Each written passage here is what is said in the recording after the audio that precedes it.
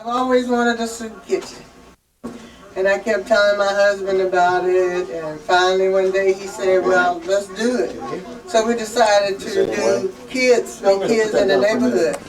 I say the Lord makes a way, because we just didn't even think about how we was going to pay for it. So we just started with 19 kids, and at that time we did it twice a week when school was out. And we just been going ever since. We use our retirement. At first, I worried about us paying for it, you know. And then I just said, well, the Lord wants us to do it, He'll make a way. And so, we always had enough money to do it. We get $100 2 or 3 times a year. Another person give us $100 for the back to school lunch, and she sends us $100 for Christmas. And this one lady, this couple that comes over from Lafayette, they come over, they send us $100 in June, and July, and they come over every August and help us with the back to school lunch we have in the park. And Hank give us $100 3 or 4 times a year, you know. So we're blessed that just not only do he just come to help, but he also give us something financially when he, you know, sometime too. And that helps a lot. I read about them in the newspaper. I called up the reporter, and then she gave me their phone number. Then I called them up, and I asked them if it was okay if I came down here, you know, to see them and see, you know, how it's run and everything. And I decided to, you know, come down on Saturdays and if I could help. And I've been doing it since then. When he first called, we had so many young children helping us that I said, Hank, we don't have no room for you in the kitchen. So we got ready to do our back to school lunch. We called Hank, we needed help. And ever since then, we've found a corner in the kitchen for Hank somewhere. I would say our faith is what keeps us going. You know, we take on a project and we believe we can do it. And, you know, the Lord always blesses us to do it. He hasn't turned us down yet. We always have enough. And, you know, they said, well, how do you know how much to cook? I don't know how much to cook. I just cook. And so far, we have never ran out of food one time. The most we ever served was 135. And we had enough food for the 135. Sometimes I call us the 3 little fish and 5 loaves of bread, you know, about what Jesus fed the 5,000.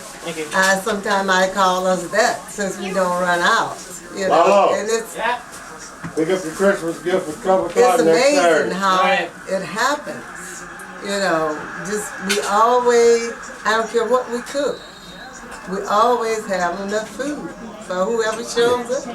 A lot of our food we do from scratch. I mean, like chili beans or spaghetti sauce. I cook it all day long. And one lady asked me one time, you still doing the soup? Go back upstairs. I say, soup? She said, yeah, you have a soup kitchen, don't you? I said, well, that's just a phrase I use. I said, we really do meals. And she said, you do meals? I said, yes. I said, I never fixed a pot of soup for the people. I always do a complete meal for them, you know, something that's nutritious for the children and the adults. And I do most of the cooking. My husband helps out. Their favorite dish is spaghetti. We do it once a month. We usually do it the last Saturday in the month, but since we're not having them on lunch until the 5th after today, so we give them spaghetti today. But usually it's the last Saturday in the month. Kids, they love it. They love spaghetti. You ask them what you want next week, they say spaghetti right now. When we take food to the city park, we always take food there. And then this elder lady, we take food to her house. I would like to have a place for homeless people where they got a hot breakfast in the morning and they got a dinner at night. I would love to be able to do something like that, but unfortunately, I don't have the finances, and we are not incorporated, you know, so we do like we're doing, and it works. We started out by just, we gave a Christmas present to the kids that we really knew around here. That came over to help. And the ones that came over to help us on Saturdays. And then all of a sudden we just decided that we'll try a sign-up list and try to give them all a present. Nothing extravagant, just something for them to have. So, and that's how we started. And we had some help from this contractor in Danville. For 3 years he brought gifts over here. He brought, I guess, what, 70% of the gifts, and we brought the rest of it. He brought some big boxes over here, professionally wrapped, and for 3 years he done it. Because he bought out. We buy them. I take the names and give her the ages and girls and boys. Well, we talk about, are we going to do it this year? And he say yes. So he just get his tablet there, start taking the names and the ages, and he just pass them on to me. And I go shopping. Christmas list for the boys, there's 25 boys on there. And that's for the girls, there's 46 girls on there. And he wrap them. The hardest thing about the Christmas gifts is getting something for the teenagers. Because I try to stay between $10, $12 or so for a gift. And sometimes with the teenagers you have to, you know, go over that, because you just don't want to just, you know, give them something that you wouldn't want. Right. So sometimes they go to $12 to $15 for a gift for them.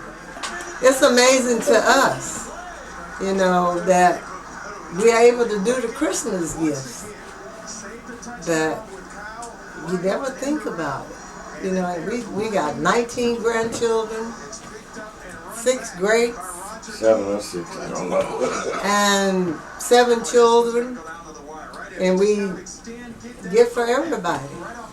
And he just keeps, you know, letting us do it. And I tell my husband, I said, well, when the gets up we can't do it, the Lord will have spoken and said you can't do it no more. But as long as he enable us to do what we're doing, I will continue to. You know, they're great people. They help a lot of people all over. So adults and children.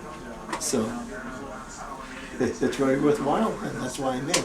You know, when you do stuff, Well, you're on our thing now, though. and you're That's trusting good. the See? Lord to help you, it's not a publicity type thing. Absolutely not. It's just something you do from your heart, you know. And I grew up in Louisiana, and fruits and nuts was a big thing for us because we usually only got it for Christmas. So this year I told Doug I would love to do fruit for the kids. All week I've been saying that. And I didn't know how I was going to do it. And yesterday, which was Friday, I opened a card from a lady I used to work with. And in it was $100. And I told Doug, I got the fruit. So I went to the fruit stand and brought fruit for the kids, oranges and apples. That's how God works to me. Do the unexpected for you.